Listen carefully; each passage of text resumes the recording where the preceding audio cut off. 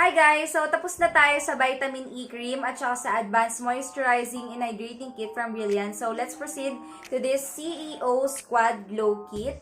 Ganito yung packaging niya guys. Sobrang cute. Tapos sa isang set na to, meron siyang 4 na items. Tanggalin ko na lang guys sa lagayan para mas mapakita ko sa inyo ng maayos. Ito guys yung kanilang bagong products.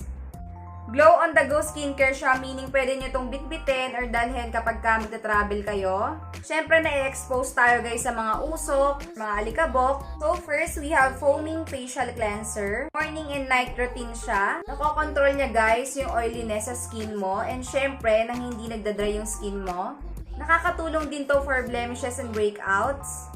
Next, we have micellar deep cleansing water. So, na-try ko na to guys. Sobrang bango nito ay nakakatanggal talaga siya ng makeup. The next one, itong Instant Lift Facial Serum and Sunscreen Gel Cream. So, wait for part 2.